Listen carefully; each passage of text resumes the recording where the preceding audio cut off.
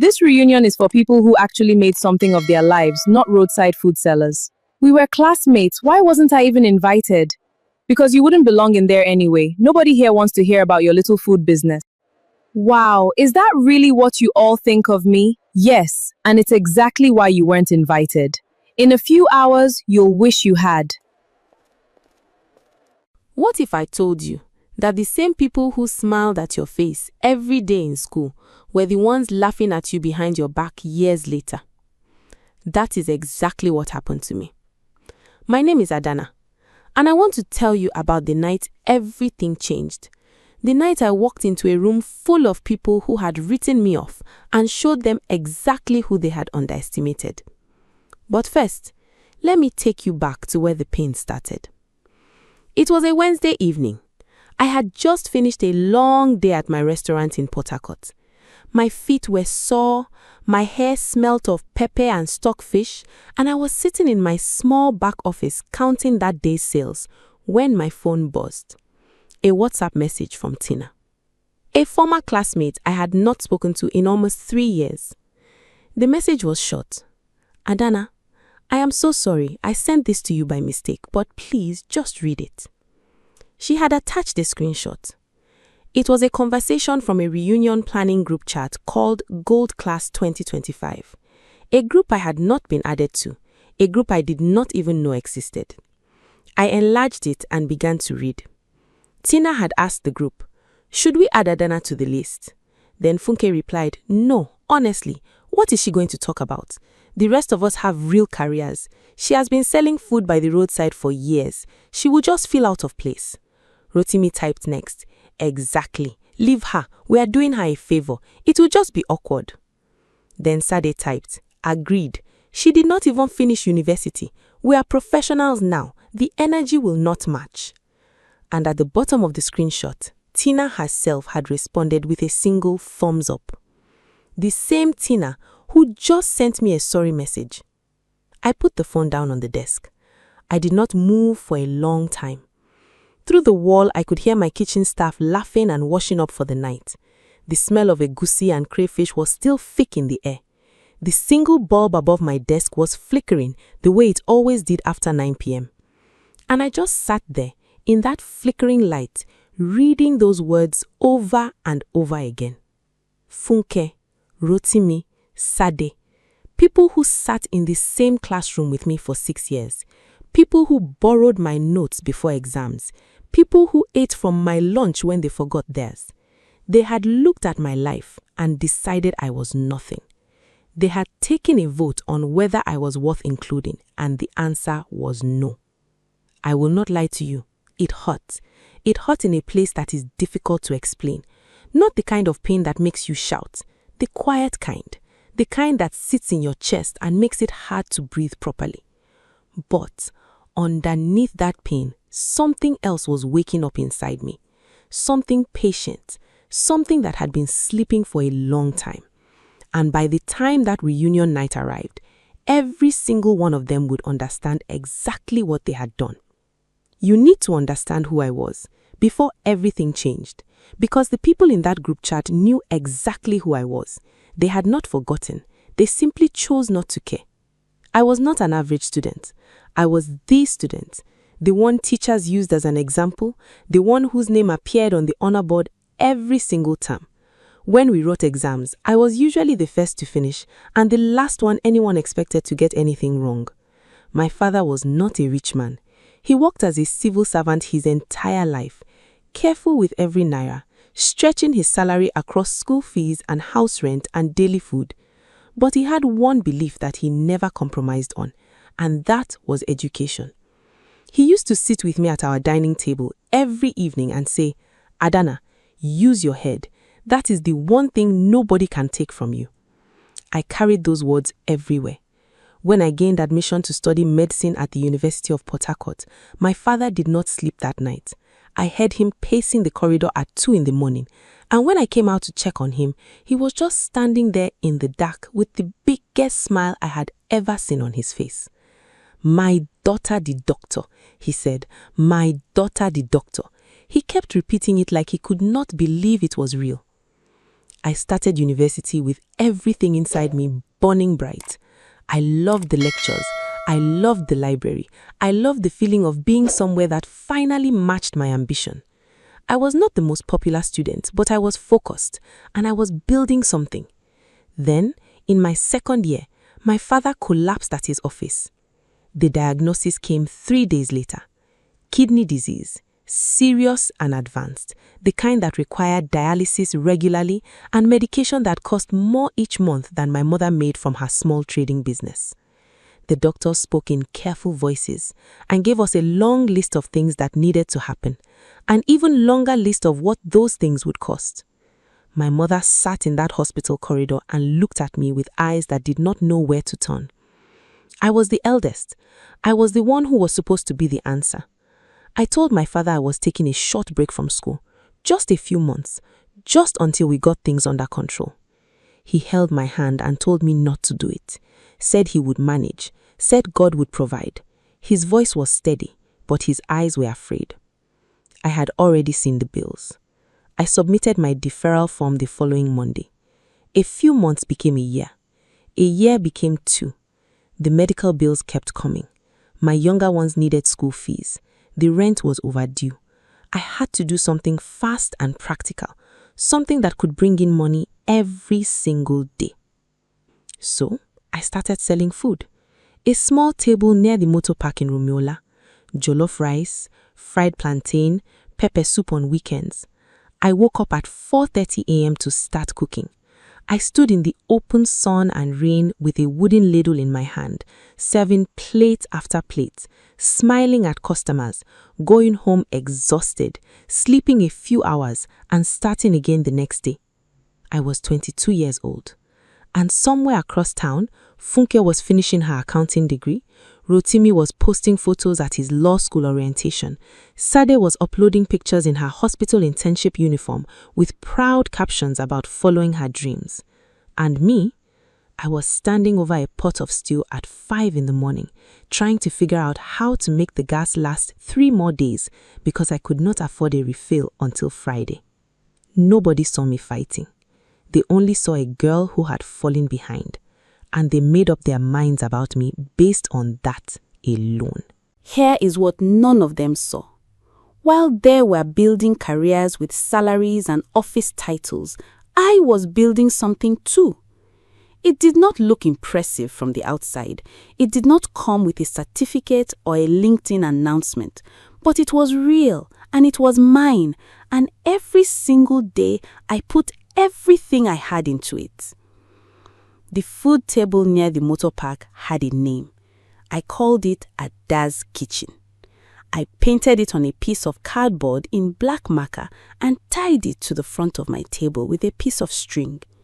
It was not fancy, but it was a name, and having a name meant it was a business, not just a struggle. The food was good.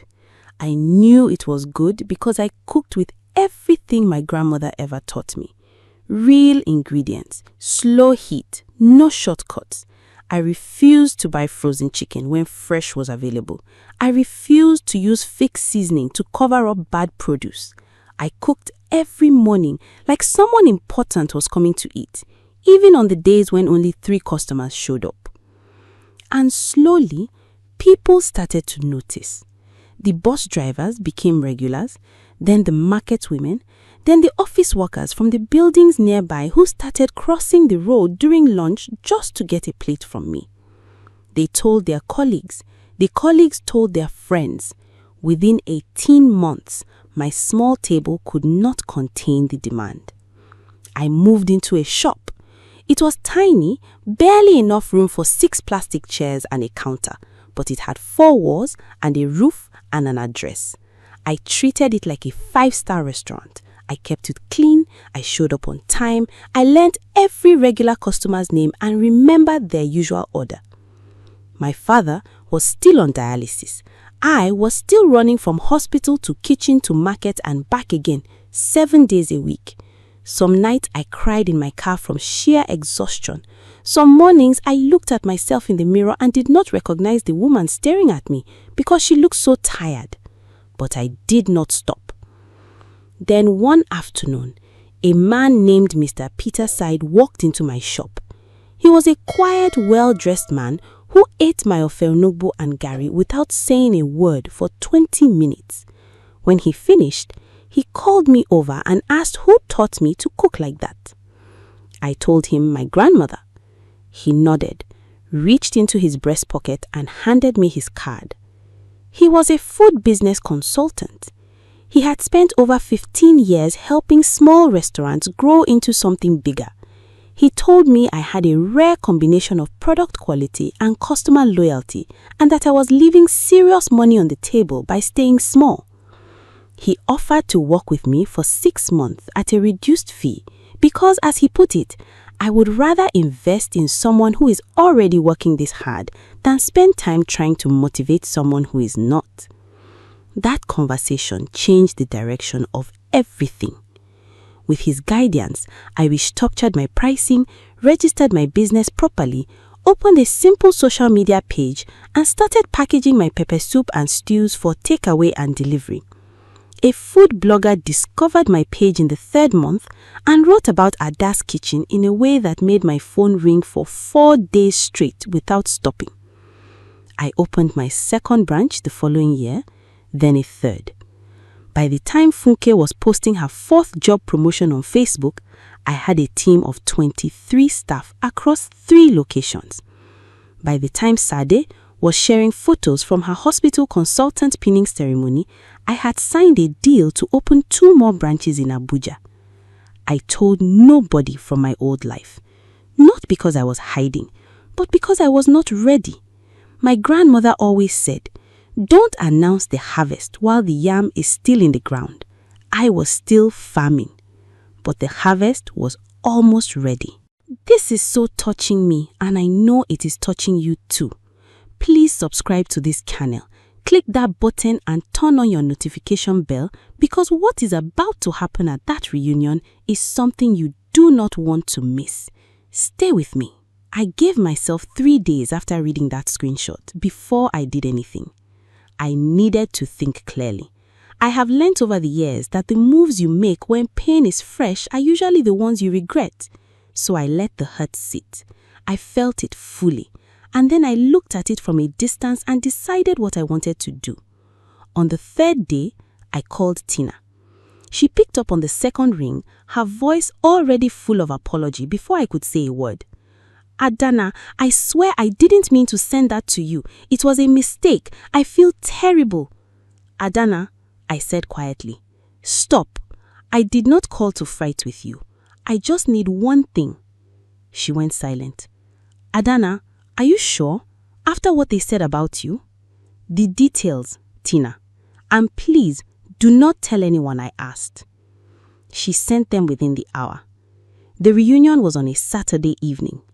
12 degrees rooftop lounge, GRA Phase 2. Smart casual dress code, 7 p.m. I sat with that information and thought carefully. I was not going there to cause a scene. I want to be very clear about that.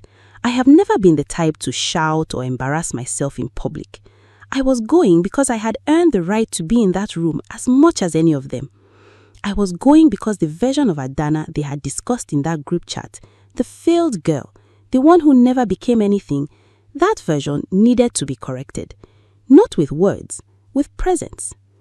The week before the reunion, 2 things happened. The first was a phone call from a journalist in a popular business magazine in Lagos. They were running a feature on Nigerian women who had built food businesses from the ground up without any family money or corporate backing. Someone had forwarded my social media page and they wanted to do a full interview and profile. I said yes. We did the interview on a Thursday. The journalist told me the piece would go live the following weekend. The second was a message from the dealership in Port Harcourt where I had placed an order 7 months earlier. My car was ready. A black Toyota Land Cruiser, fully loaded, leather seats, the kind of car that doesn't need to announce itself because it speaks the moment it enters any compound. I drove it home from the dealership that afternoon and parked it in front of my house and just looked at it for a while. I thought about my father, about all the early mornings and the long nights, and the years that looked like failure from the outside. about the dialysis machine and the hospital bills and the firewood smoke and the sun that beat down on my back while I stood at that motor park table. About Funke's message. She would just feel out of place. About Rotimi. We're doing her a favor. I got into the driver's seat, adjusted the mirror. I thought to myself, tonight we will see who feels out of place. I arrived at 12 degrees at 8:15, deliberately late. Not to be dramatic, but because I understood something about timing. When you arrive early at these things, you blend in. When you arrive late, every eye in the room turns to the door. And I needed every eye in that room to be on that door when I walked through it. The rooftop was beautiful. String lights everywhere, round tables with white covers, a DJ playing soft Afro beats in the corner, waiters moving around with trays of drinks. From the entrance, I could see groups of my former classmates standing and talking, glasses in hand, dressed in their best, looking exactly like people who had spent weeks preparing for a room where they could compare themselves to each other. I had worn a simple burgundy dress. Clean lines, nothing excessive, the kind of dress that fits a woman who knows herself. Small gold earrings, low block heels, my hair was laid. I was not trying to perform wealth. I was simply being fully, undeniably myself. I stepped out of the Land Cruiser at the entrance. The valet who came forward paused for just a half second when he saw the car. Just half a second, but I noticed it. He collected my key with 2 hands, and I thanked him by name because I had read his name tag. Then I walked up the steps to the rooftop. The door attendant checked a list, did not find my name, and was about to speak when I heard a voice cut through the music. Adana! It was Daniel, our former class prefect, who was serving as the reunion chairman. He was crossing the rooftop toward me with both hands outstretched and a genuine smile on his face. Adana! I didn't know you were coming. Come. You are more than welcome here. He held my hand and walked me inside personally. And I felt the room shift. Not loudly, not all at once, but like a current running underwater. The energy of the room changed the moment people registered who I was. I saw Funke first. She was standing near the drinks table in a corporate blazer and pencil skirt, holding a glass of wine, made conversation with 2 other women. The moment our eyes met, her sentence stopped. Not completed, just stopped, as though a signal between her brain and her mouth suddenly disconnected. Rotimi was at the far end of the rooftop. He looked up, saw me, and smiled in that confused way people smile when they see something that does not compute. Sade was seated at the table and she went still in a way that told me she had not expected this moment and had not prepared for it. And then something happened that I had not planned. A woman at the table nearest to the entrance stood up and said loud enough for the people around her to hear, "Wait, is that Ada Ukwo, the one in the magazine?" Several heads turned. Someone pulled out a phone, and just like that, the evening became something entirely different from what Funke, Rotimi, and Sade had imagined it would be. The magazine article had been published that morning. I did not plan that. The journalist had told me it was going live the following weekend, and it came out a week earlier than expected. But by the time I arrived at that rooftop at 8:15 a.m., my former classmates had been at the reunion for over an hour. Enough time for someone to see it online and bring it up in conversation. The article had a full photograph of me standing in front of my Port Harcourt restaurant, arms crossed, looking directly at the camera. The headline read, Ada's Kitchen, How Adana Ukwo Built a 5-branch restaurant empire from a roadside food table with no degree, no loan, and no help from anyone. Within 30 minutes of arriving, I had spoken to more people than I expected. Old classmates who genuinely did not know, coming with wide eyes and warm congratulations, people I had barely spoken to in school, who now looked at me with a kind of respect that felt real, not performed. And through all of it, I stayed exactly the same. Warm, calm, present. I asked people about their families. I remembered small details from years ago and brought them up. I laughed easily. I was not putting on a show of success. I was simply being fully, undeniably myself. Funke came to my table at around 9. She sat down without being invited and opened with a smile that had been constructed from scratch. Adana, wow! Honestly, I always knew you had something in you. You were always so sharp in school. I looked at her. I want to tell you that I had prepared some sharp response, something cutting and perfect that would leave her speechless. But when the moment came, I found that I did not need it. I just said, "Thank you, Funke. How is your job going?" She blinked. She had expected a fight or at least some coldness she could defend herself against. What she had not expected was for me to simply ask about her. She talked about her accounting firm for several minutes and I listened properly because her work was real and her efforts of years were real, and I was not there to tear anyone down. I knew what it felt like to have your efforts dismissed, and I was not going to do that to another person, not even her. But when she finished talking and looked at me with that expectant expression, waiting for me to compete, to list my branches and my revenue and my staff count the way people do at reunions, I simply asked about her children instead. She did not know what to do with that. Rotimi sent a waiter to bring me a drink as a gesture. He never came to speak to me directly. He watched from a distance all evening, and every time someone walked over to my table laughing or shaking my hand, I could feel him watching. Shade was the one who surprised me. She came to me near the end of the night, when most people had already had enough to drink and the DJ had switched to older music that made everyone nostalgic. She sat beside me and was quiet for a moment. Then she said simply, "I said something that was not fair in the group chat. I should not have said it." Just that. No big speech, no big explanation. I looked at her and I could see that it had cost her something to say it. Pride is expensive to swallow, and she had paid the price of it. "I appreciate that," I said, and I meant it. We sat together for a few minutes after that, not talking much, just listening to the music, and it was actually fine. Not everything needs a dramatic resolution. Sometimes an honest moment is enough. I left the rooftop at 10 o'clock. I said proper goodbyes to Daniel and to a few others whose company I had genuinely enjoyed.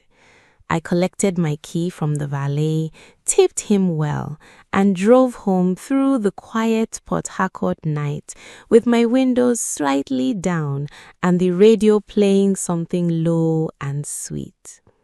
And on that drive home, I thought about everything it had taken to get to that evening.